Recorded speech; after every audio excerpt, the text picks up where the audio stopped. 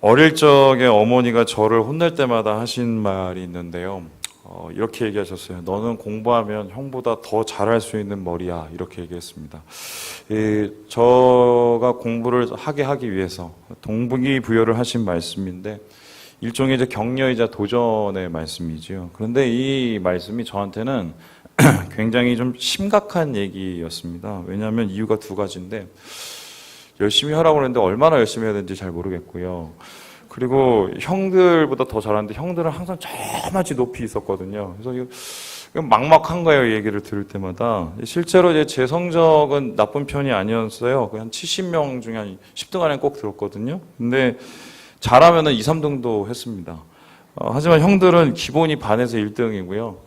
전교 안에서 꼭 10등 안에는 기본으로 들어요. 저희 큰형님은 한 자릿수를 넘어본 적이 없습니다. 항상. 그리고 그래서 열심히 하면 형보다 잘할 수 있다는 그 말은 항상 저를 이제 주눅들게 했어요. 머릿속에는 너는 형을 따라갈 머리야. 이렇게 얘기를 하는데 현실에서는 공부는 어렵고 인내는 바닥이었기 때문입니다. 마치 어머니는 저를 문제없이 낳았는데 제가 살면서 문제를 만든 듯한 이런 느낌을 느끼면서 살았어요. 시간이 지나면서 알게 된 사실이 있는데요. 어머니 말씀처럼 제가 형들을 따라잡을 머리는 아니었습니다. 그리고 공부는 머리로 하는 게 아니라 엉덩이로 한다는 걸 알게 됐어요. 얼만큼 앉아있냐가 공부 잘하느냐 마냐를 결정하는 것이지요. 이 형들과 비교되는 성적표, 또 저 막내를 향한 이 어머니의 사랑, 기대, 이게 결과적으로 나중에 저한테는 열등감의 문제로 나타났거든요. 이 스스로 생각하기를 이런 거예요. 아유, 나는 2% 부족한 놈, 끈기가 모자란 놈. 더구나 우리 집이 못 살았습니다. 어느 정도로 못 살았냐면 보여주기 싫을 만큼 못 살았어요. 그리고 아버지가 제가 어릴 적에 미국을 가셨기 때문에 어떻게 보면 애들이 보기에는 못 살고 애비 없는 놈으로 불릴 수 있는 상황이었거든요. 그래서 친구 사귈 때마다 저는요, 좀 일정의 기준이 있었습니다. 그 기준이 뭐냐? 저보다 좀 모자란, 좀 못난 친구를 사귀었어요. 이유는 무엇이겠어요? 좀 위안이 되었어요. 이게 참, 이 친구들이 이 사실을 알면은 굉장히 좀 불쾌할 수 있는데, 그렇게 하다 좀 위안을 좀 받고 싶었어요. 참 째째하고 못난 마음이죠. 그때는 그랬습니다. 왜냐하면 그 시절 저를 지배하는 감정이 이 열등감이었기 때문이에요. 열등감. 대학교를 갔는데 처음 여자친구를 사귀었습니다. 참 이뻤어요. 귀엽고 제 눈에는. 그런데 무엇보다도 이렇게 환하게 웃은 모습이 저를 이렇게 감동케 했습니다. 근데 곧 차였습니다. 100일도 못 가고 차였는데 그 이유는 간단한데요. 열등감 때문에 차였어요. 그 여자친구를 만날 때마다 두려웠습니다. 뭐가 두려웠냐면 이 친구가 나를 더 잘 알게 될까 봐, 그리고 내 본래 모습을 알게 될까 봐 되게 좀 이렇게 불편했어요. 열심히 안 해서 형들을 따라가지 못한 놈, 집도 가난하고 마음도 째째여서 내세울 게 없는 놈, 이 불편한 짓을 알면은 과연 이 친구가 나를 사랑해 줄까? 이런 마음이 항상 있었거든요. 나중에 여자친구의 친구를 만나서 저와 헤어진 이유를 듣게 됐는데 이유가 의외였습니다. 그 오빠 너무 어둡고 재미없어. 그러니까 그 친구는 제 과거나 저희 집안엔 별 관심이 없었어요. 그냥 관심 있는 거 한 가지는 만나서 좋고 기쁘고 행복하면 그만이었는데 저는 지나고 알았죠. 사서 고생을 하는 사람이구나, 나는. 그리고, 문제는 내 안에 있는 거, 그때 이제 제가 좀 심각하게 경험했던 것 같아요. 열등감이 이게 해결된 게 언제냐면 예수님 만나고 나서부터인데요. 정확하게 말하면 예수님 만나고 나서 갑자기 막 열등감에서 자유해진 게 아니에요. 삶 속에서 굴곡이 있었죠. 또 넘어지고 일어섬이 있었습니다. 그러한 일련의 과정 속에서 시간을 두고 서서히 열등감이 사라지고 해결이 되더라고요. 형을 따라잡은 것도 아니고요. 저희 집이 잘 살게 된 것도 아니에요. 아버지가 미국에서 다시 돌아오셨지만 그것도 그렇게 크게 제게 좌우가 되는 것이 아닙니다. 단지 예수님께서 저를 얼마나 사랑하는지를 삶 속에서 경험하고는 제 마음이 조금씩 열리기 시작했던 것 같아요. 이에 대한 이 마르바돈이라는 사람이 열등감에 대한 문제를 이렇게 얘기를 하고 있습니다. 우리 같이 한번 읽어볼까요? 우리의 중요성은 우리 자신의 노력으로 결정되지 않는다. 창조주가 우리를 특별하게 만드셨다. 그분 자신이 특별한 분이기 때문이다.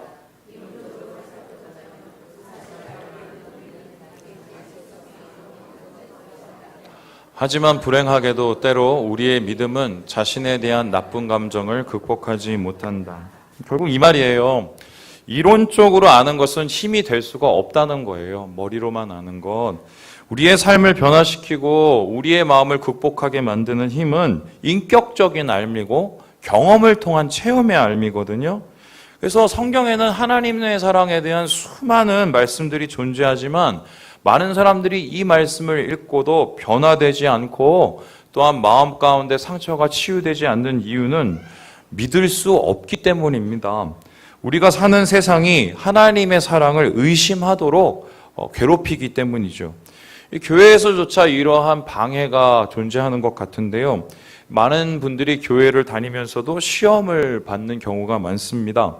그 시험 받는 이유를 물어보면 여러 이유가 있겠지만 사랑받거나 존중받지 못한다고 느끼기 때문이 많더라고요. 그러나 교회는 여러분 생각해 보세요. 사람들에게 사랑받기 위해서 세워진 곳이 아닙니다. 좀 이상한 말인가요? 교회라는 것은 다른 분들에게 인정받고 존중받기 위해 존재한 곳도 아니에요. 교회가 존재하는 이 이유, 교회의 존재 이유는 하나인데요. 하나님이 우리를 사랑하기 때문에 교회가 생겼습니다. 교회라는 것은 하나님이 우리를 사랑하셔서 이 땅에 오셨고 우리를 사랑하셔서 십자가를 지셨기 때문에 그 열매로 세워진 것이 교회입니다. 교회는 주의 사랑을 알고 주를 사랑하는 자들의 모임이기 때문입니다. 그렇다면 이런 말이 되겠네요. 여기 오신 우리 여러분들 중에 혹시라도 앞에 있는 이 사람 혹은 누군가에게 희망을 거시고 인정받고 사랑하기 원해서 오늘 출석하셨다면 좀 심각하게 고민해 보셔야 될 것 같습니다. 왜냐하면 제가 확실하게 장담하건대 여러분은 곧 저에게 실망하게 될 것입니다. 저의 사랑은 부족해요. 너무 부족해요. 사랑의 그릇이 간장 종지도 못한 것 같고요. 아무리 노력해도 여러분 마음 만족시켜 드릴 수 없습니다. 제가 이거 장담할 수 있어요. 당장 지금이라도 증명해 드릴 수 있어요. 분명 실망할 거예요. 그런데 제 안에 이 마음이 있어요. 무슨 마음이냐면 여러분이 저를 통해서 혹은 교회에 있는 누군가를 통해서 하나님 사랑을 받으면 좋겠습니다. 무슨 소리냐? 부족한 이 사람도 하나님 사랑하셔서 포기하지 않고 사용하신다는 거 봤으면 좋겠습니다. 저를 사랑하시는 주님이 여러분을 더 사랑하신다는 것을 알았으면 좋겠어요. 교회를 통해 얻는 가장 큰 유익은 주님의 사랑을 더 깊이 알게 되는 것. 그것이 바로 교회의 유익이고 열매인 것입니다. 왜 이렇게 서론을 길게 말씀하시는가? 따분해 하신 분도 있겠지만 사실 오늘 설교는 이대로 끝나도 상관이 없습니다. 오늘 설교의 요지는 뭐냐? 하나님이 우리를 사랑하시고 우리를 너무 잘 아시고 있는 모습 그대로 우리를 받아주신다는 것을 안다면 보탤 것이 없어. 그냥 끝이에요. 끝. 여러분과 함께 읽은 본문이 바로 거기에 대한 이야기를 하고 있기 때문입니다. 우리 함께 7절의 말씀을 읽어봅니다. 시작. 내가 주의 영을 떠나. 시인은 오늘 말씀 가운데 뭐라고 하냐면 나 도망가고 싶어, 나 피하고 싶어 이렇게 얘기를 합니다. 하늘 높은 곳에까지 막 올라가고 땅 깊은 곳까지 내려가서 어떻게 하든 난 피하고 싶다. 또 뿐만 아니라 말합니다. 새벽에 막 날개를 펴고 저 바다 끝에 거주하는 것처럼 야반도주라도 하듯이 내가 정말 도망가고 싶다 이렇게 얘기를 합니다. 아니 왜 갑자기 도망가고 싶다는 말을 할까? 그 이유를 6절에서 이렇게 밝히고 있는데요. 우리 같이 한번 읽어보죠. 시작. 이 지식이 내게 뭘 알았기 때문에 도망가고 피하고 싶다는 거예요. 그러면 여기서 말하는 이 지식이라는 것은 무엇이냐면 하나님이 나의 모든 것을 아신다는 것입니다. 하나님이 나의 모든 것을 아니까 난 도망가고 피하고 싶다는 것이에요. 여러분, 왜 하나님이 모든 것을 아는 게 그렇게 도망가고 피하고 싶은 이유가 될까? 학자들이 이에 대해서 여러 가지 주장을 했어요. 이 사람이 죄인이라 그렇다. 아니면 이 사람이 너무 지금 현실 가운데 낭망해서 그렇다. 그런데 정확한 이유는 몰라요. 왜냐하면 시에 안 나타나 있어요. 단지 우리가 할 수 있는 한 가지 확실한 추정은 뭐냐면은 모든 것을 하나님이 알고 계신다는 것이 큰 부담이 되었다는 말입니다. 일거수일투족을 다 지켜보고 계시죠. 어떻게 살고 어떻게 자고 어떻게 일하고 어떻게 말하는지. 특별히 1절에 나온 살펴보신다는 이 히브리어 하카르라는 단어는 그럼 광산에서 이제 광석을 막 찾으려고 광부들이 내려가서 막 파고 해치고 땅 파고 막 그러면서 뭘 발견해내잖아요. 그거예요, 그거.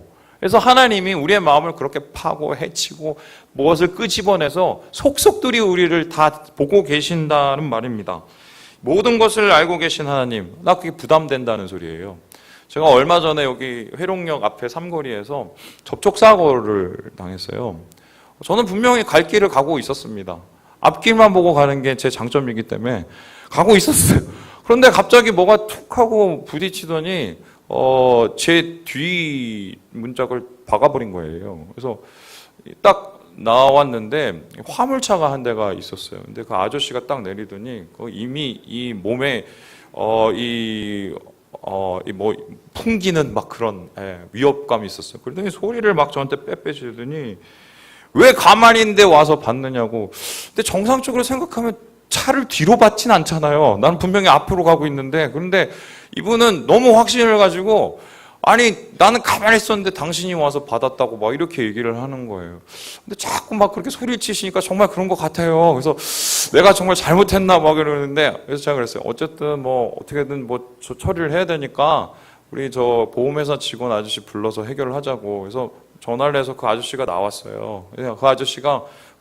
그 직원 아저씨가 이제 그 화물차 아저씨를 만나서 뭐 어떻게 됐냐고 막 자초지종을 막 듣더니 막 이런저런 얘기를 듣다가 알았다고 그러더니 갑자기 저한테 왔어요. 그러더니 저렇게 얘기하는 거예요. 아유, 저기 선생님 좀 차 문을 한번 열으라고 해서 차 문을 열었더니 안에 블랙박스를 이렇게 꺼내더니 그걸 막 툭툭툭툭 누르더니 뭐 그걸 이렇게 막 돌아보고 한참 보더니 막 찍기 시작을 하는 거예요. 그래서 딱 녹화되어 있는 블랙박스를 딱 보면서 이렇게 얘기하는 거예요. 저 아저씨가 받은 게 맞아요. 이러더라고. 그래서 핸드폰으로 영상을 찍어갖고 그 아저씨에게 보여줬더니 갑자기 조용해지셨습니다. 모든 거짓말이 드러나고 깨지셔서요. 속으로 굉장히 통쾌했죠. 내가 이겼다. 집에 돌아왔어요. 뭐 갑자기 좀 여러 생각이 들면서 이런 마음이 들었는데 하나님이 이렇게 나를 보고 계신다면 이게 굉장히 부담이 될 수도 있겠구나. 다 알고 기억하고 기록하는 하나님의 블랙박스가 저 하늘에 있다면은 나는 어떻게 될 것인가? 죄 짓는 모습도 보고 계시고 거짓말하는 것도 알고 계실 거고 앞에서는 뭐 웃다가 뒤에 가서는 화내는 것도 알고 계실 거고 갑자기 오싹해지고 경만스러운 표현이지만 섬뜩함이 막 느껴지는 거예요. 성경에는 이와 비슷한 섬뜩한 모습이 나타나는데요. 바로 베드로가 예수님을 만난 이야기입니다. 우리 함께 누가복음 5장 말씀 읽어볼까요? 시작. 시몬 베드로가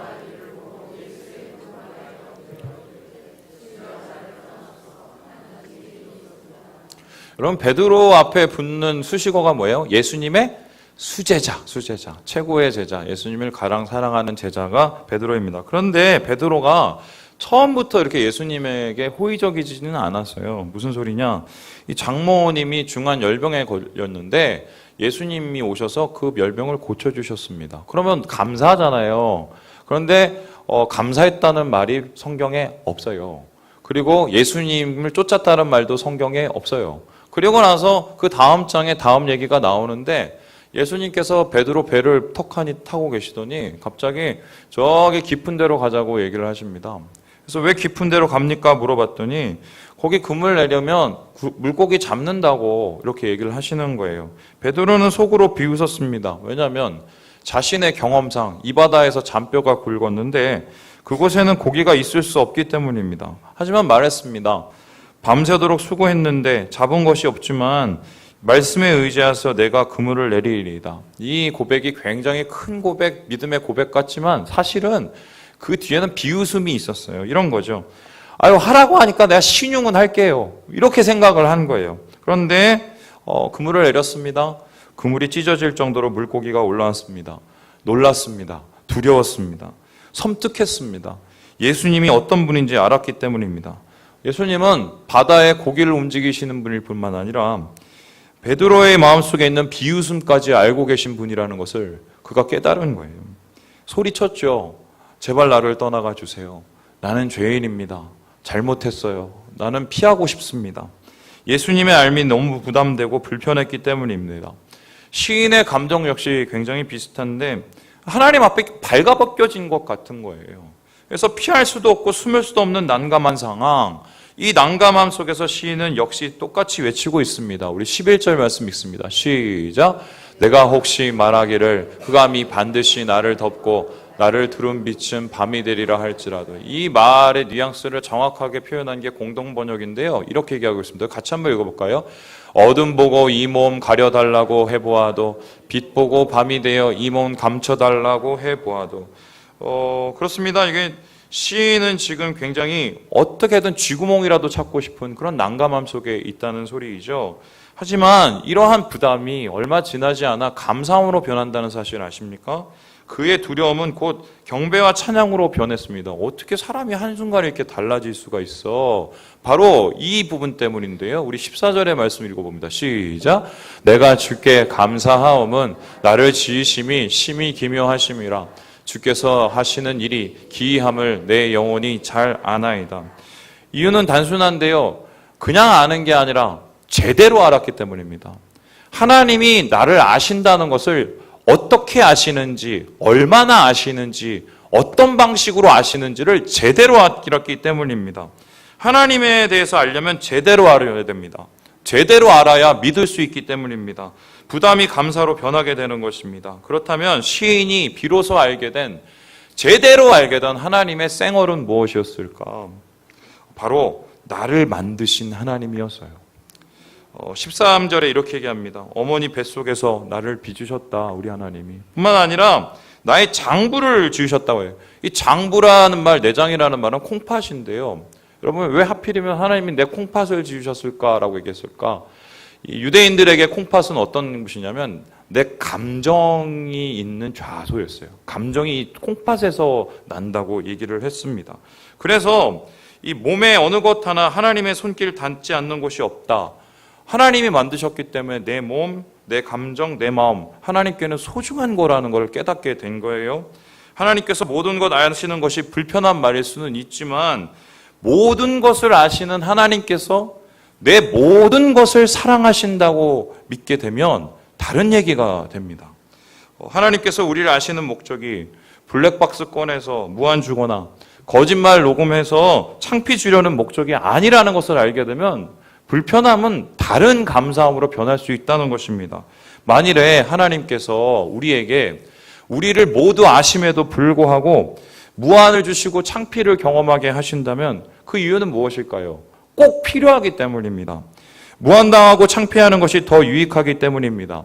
나의 있는 모습 그대로 아신다는 것은 나를 방치한다는 것이 아니라 나에게 포기하지 않으시고 용서하시고 새 삶을 이루어 주신다는 것, 더 좋은 것을 주신다는 것이기 때문입니다.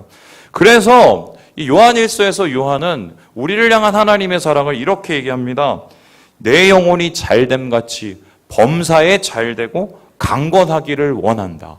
이게 바로 우리의 모든 것을 아시고 우리의 모든 것을 사랑하시는 하나님의 목적이라는 것입니다. 여러분, 이 마르바돈이라는 사람이 뒤이어서 이 하나님의 사랑을 이렇게 얘기하고 있습니다. 같이 한번 읽어보죠. 시작. 우리는 사실 주님의 생각을 많이 알지 못한다.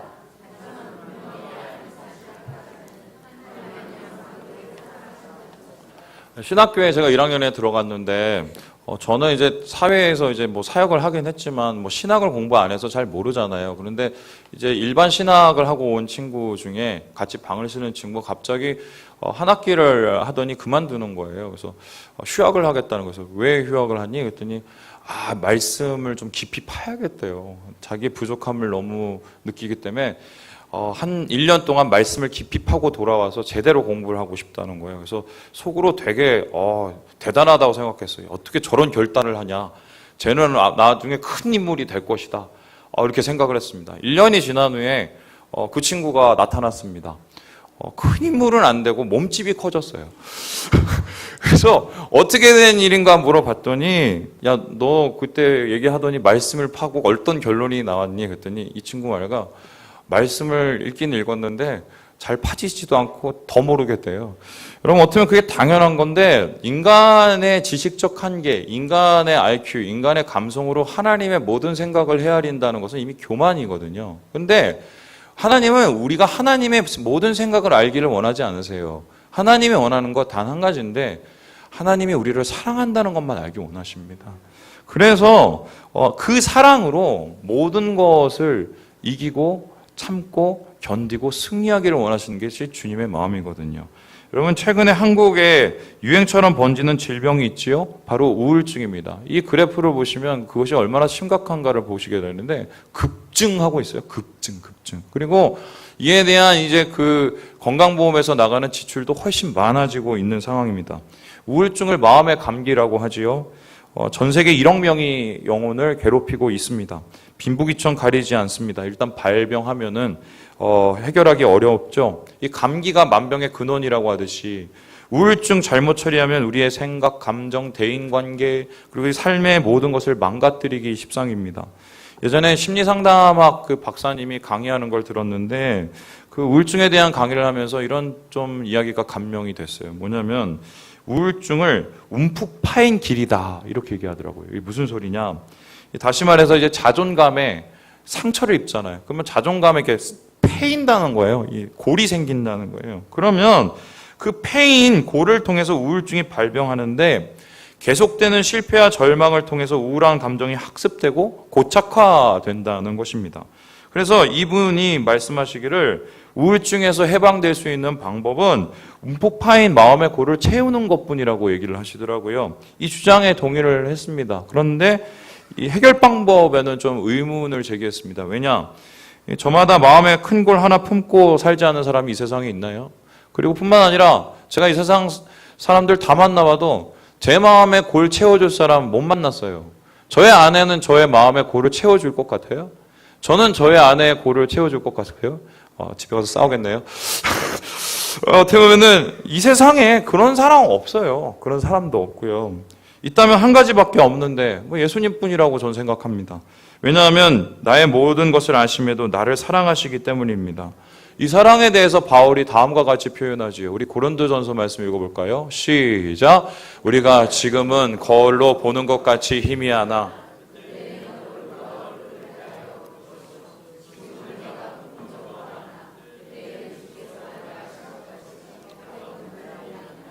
고린도전서 13장의 다른 이름은 사랑장입니다. 사랑에 대해서 얘기하죠. 바울은 분열 가운데 있는 고린도 교회의 교인을 향해서 사랑이 정답이라고 말했습니다. 그런데 이 사랑장에서 나타난 이 바울의 이 사랑의 정의가 뭐냐? 바로 하나님이십니다. 그러니까 진정한 사랑 하나님이고 하나님의 다른 이름은 사랑일 뿐이라고 말합니다. 그래서 우리가 하나님 언젠간 제대로 볼 거 아니에요. 지금은 막 기도하면 겨우 마음 알 것 같고 또 삶 속에서 헤매다가 겨우 하나님 진심을 알지만 언젠가는 우리가 하나님 앞에 선다고요. 주님의 생얼을 본단 말이에요. 그럼 그때 하나님의 민낯을 봤을 때 우리는 분명히 알게 됩니다. 사랑 외에 주님에게 아무것도 없다는 것을요. 저는 이 구절에서 특별히 표현이 이게 마음에 드는데요. 주께서 나를 아신 것 같이 내가 온전히 알리라. 알미 곧 사랑이라는 거예요. 하나님이 나를 아시는 이 행동 자체가 사랑이고 내가 하나님의 알을 통해서 하나님의 사랑을 알게 되면 나도 주님을 알고 사랑할 수밖에 없다고 이 바울은 이야기를 하고 있는 것입니다. 아무리 불타는 사랑으로 결혼에 골인을 해도 그러한 연인에게 사랑의 위기는 찾아오기 마련입니다. 열정은 식고 단점만 나타나기 때문입니다. 내가 사랑한 그 사람이 과연 이 사람이 맞는가? 이런 고민 안 해보신 분 여기 있나요? 뿐만 아니라 언제는 그 사람의 숨결이 그렇게 사랑스러운데 언제는 그 숨결 속에서 냄새가 나기 시작합니다. 모든 것 알면서도 심지어 싫어할 수밖에 없는 부분까지 알면서도 사랑할 수 있는 사람이 많지 않기 때문이에요. 근데 진짜 사랑은요, 알면서 부족함을 알면서 품을 수 있는 게 진짜 사랑 아니겠어요? 사랑하지 못하면 사랑하는 척이라도 노력하는 게 진짜 사랑이에요. 그러나 많은 사람들은 이 사랑을 포기합니다. 왜요? 아는 것이 괴롭고 부담되고 내가 누군가를 품어주는 것이 불편하기 때문이에요. 나의 모든 것을 안다. 그럼에도 너를 사랑하고 있는 모습 그대로, 연약한 모습 그대로 내가 너 안다. 내가 너의 모든 것 믿었기 때문이다. 주님 이렇게 얘기를 하시지만 이 사랑을 우리는 자꾸 의심하게 돼요. 왜? 내가 그 사랑을 안 하고 느끼지 못하고 품지 못하고 경험하지 못하고 있기 때문입니다. 그런데 이러한 우리의 부족함에도 불구하고 죄로 망가진 우리의 모습에도 불구하고 하나님의 사랑은 망가지지 않습니다. 그래서 주님 앞에 우리가 나아갈 때 우리의 이 벌거벗은 모습 속에서 우리의 죄가 드러나면 어떻게 하십니까? 하나님은 예수 그리스도의 피로 우리를 씻겨주세요. 우리의 부족함이 발견된다면 그곳을 하나님의 손길로 막아주세요. 왜요? 인생길 삐뚤어진 것 고쳐주셔서 생명길로 인도하시기 위함입니다. 모든 것 아시는 하나님이 있는 모습 그대로 사랑하시고 우리 마음속에 패인 골을 채워주시고 열등감과 자존감의 문제로 고통하는 우리, 그리고 다른 사랑을 찾아서 헤매는 우리들을 불쌍하게 보시기 때문이에요. 여러분, 저는 그렇게 생각해요. 가진 건 아무것도 없고 우령 따라갈 수 있는 머리도 아니지만 저는 지금 자신이 있어요. 왜 제가 자신 있는 줄 아세요? 제가 설교를 잘해서? 제가 아니면 무슨 뭐 훌륭한 목사하고 내가 뭐 순수한 사람? 아니에요. 저 까보면요 문제 엄청 많은 사람이에요. 제가 아는 거 한 가지예요. 주님 저를 그냥 그대로 사랑하셔서 그래요. 사랑하셔서. 제가 오늘 말씀 준비하면서 좀 문제가 있었어요. 무슨 문제냐면 여러분 들으시면서 아실지 모르겠지만 이게 제 설교 스타일이 아니에요. 이게 무슨 소리냐?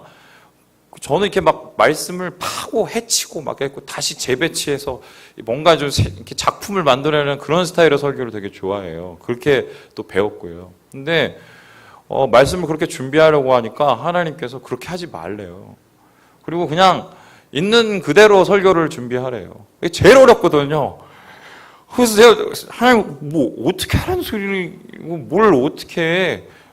저한테 도대체 뭘 바라십니까? 제가 하나님께 말씀드렸어요. 그랬더니 하나님이 저한테 얘기하셨는데 너는 이 설교를 통해서 뭘 바라니? 이렇게 물어보시는 거예요. 그래서 제가 하나님 앞에 그랬어요. 우리 성도들이 말씀 전할 때 하나님 사랑을 좀 더 깊이 알았으면 좋겠습니다. 라고 이렇게 질문을 했어요.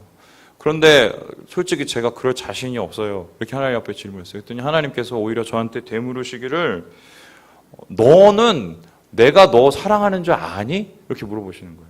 그래서 제가 한 치의 오차 없이 0.5초의 오차도 없이 고백을 했습니다. 알죠? 하나님 저 사랑하시죠? 그랬더니 하나님께서 저에게 말씀하시는 말씀이 어떻게 그렇게 장담하니? 그렇게 그런 거예요. 저에서 주님 앞에서 그랬어요. 하나님 저를 용서하셨으니까요. 제가 부족하고 모자라지만 포기하지 않으시니까요. 그리고 다시 기회를 주시니까요. 여러분, 그랬더니 하나님이 저에게 말씀하셨어요. 그러면 그대로 가서 전해. 내가 아는 것을, 네가 경험하는 것을 그대로 가서 전해. 주님의 말씀에 순종해서 여러분에게 그대로 전하는데요. 하나님께서 여러분을 용서하십니다. 부족하고 모자라도 포기하지 않으세요. 다시 일으키시고 기회를 주십니다. 왜냐하면 있는 모습 그대로 여러분 진짜 사랑하기 때문입니다. 그런데 세상은 우리에게 이런 하나님의 사랑의 알에 대해서 매일매일 도전하고 있어요. 시인도 이 삶의 하나님의 사랑을 경험하고 싶지만 매일매일 세상에 도전을 받았습니다. 그리고 이렇게 얘기를 하죠. 우리 20절의 말씀을 같이 한번 읽어봅니다. 시작. 그들이 주를 대하여 악하게 말하며 주의 원수들이 주의 이름으로 헛되이 맹세하나이다. 세상은요 하나님을 알지도 못하고 우리를 알지도 못합니다. 왜냐하면 세상에 이 주관자가 누구이기 때문이에요? 사탄이기 때문이에요. 사탄은 하나님을 알지 못하는 존재예요. 사탄은 우리 자신을 알지 못하는 존재입니다. 왠지 아세요? 그에게 하나님은 경쟁자이고 그에게 우리는 경쟁을 위한 도구와 하수인일 뿐이기 때문이에요. 그런데 이러한 세상 속에서 사탄은 우리를 향해서 계속해서 의심을 불어넣습니다. 그리고 다른 곳에 다른 사랑을 찾게 하려고 우리를 계속 유혹 속에 몰아넣어요. 그래서 하나님을 제대로 알지 못하게 만들고 하나님의 사랑을 의심하게 만들고 하나님의 사랑에 다가가지 못하게 만듭니다. 저는 이것을 무엇이라고 하냐면 알매 전쟁이라고 얘기하고 싶어요. 세상 속에서 승리해 나가기 위해서는 하나님을 제대로 알아야 되거든요. 하나님의 사랑을 진짜 알아야 되거든요. 나를 용서하시는 하나님, 다시 기회를 주신 하나님을 진짜 경험을 해야 내가 설고 내가 용감히 맞설 수 있습니다. 그런데 세상 속에서 타타는 얘기합니다. 너는 그것밖에 안 되는 놈이지. 네가 그렇지 뭐. 또 그랬지 뭐. 너는 결국 그렇게 될 거야. 라고 우리에게 얘기를 합니다. 심지어는 주변의 사람들을 향해서 얘기합니다. 저는 제가 너를 사랑하는 것 같아? 너의 어떤 모습을 너를 받아줄 것 같아? 경쟁자일 뿐이야. 한마디로 너의 마음을 찢어놓을 사람일 뿐이야. 너는 그러니까 보호하고 너를 방어하고 겹겹이 싸고 내 자신의 모습을 철저하게 숨겨야 돼. 이렇게 얘기를 하고 있습니다. 그런데 주님 말씀하십니다. 아니야. 나 너 사랑해. 있는 모습 그대로, 추악한 모습 그대로 내가 먼저 사랑했어. 그래서 내가 먼저 죽었어. 십자가에서 내가 마지막까지 외친 말은 내가 너를 사랑한다는 그 말 외에는 없어. 주님이 우리에게 그렇게 얘기하셨어요. 지난주에 한 선교사님이 우리 교회 오셔서 선교학교 때 강의를 하셨어요. 이 주제가 뭐였냐면 영적 전쟁과 중보기도였거든요.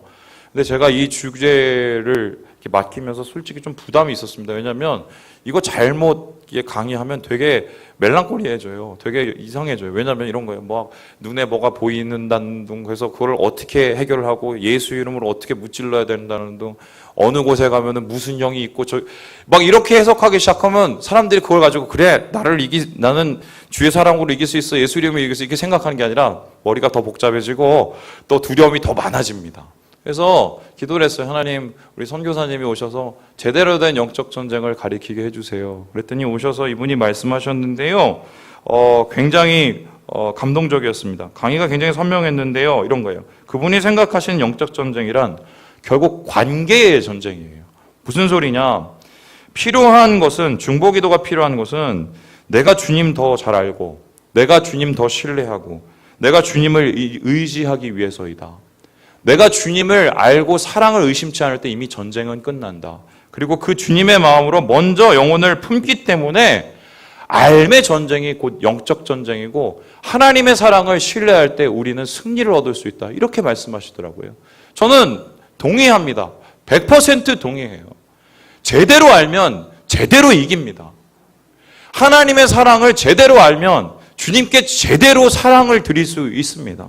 왜냐하면은 우리의 가장 중요한 것, 천사 말하고 예언하고 깊은 지식이 있고 산을 옮길 만한 믿음의 능력이 있어도 사랑이 없으면 다 꽝이기 때문이에요. 하나님 사랑 모르면 다 꽝이기 때문이에요. 하나님 사랑을 모르는 크리스찬은 능력을 잃기 때문입니다. 그래서 시인은 마지막에 이렇게 고백을 하고 있습니다. 23절, 24절 우리 읽어보도록 하죠. 시작. 하나님이여 나를 살피사 내 마음을 아시며 나를 시험하사 내 뜻을 아옵소서. 내게 무슨 악한 행위가 있나 보시고. 시인은 이제 말이 바뀌었어요. 하나님 나를 아는 게 너무 부담이 됩니다. 분명히 이랬거든요. 나 도망가고 싶습니다. 이랬어요. 그런데 이제 어때요? 하나님 나를 다 까주세요. 나를 다 살피시고 나를 다 파헤치시고 나를 시험해 주시고 나를 붙잡아 주세요. 왜요? 어차피 못 떠나면 즐긴다고. 이게 하나님 안에서 내가 다 공개될 때 결국 하나님의 사랑이 나를 뒤에 업고 붙잡으시기를 원하게 된 것이지요.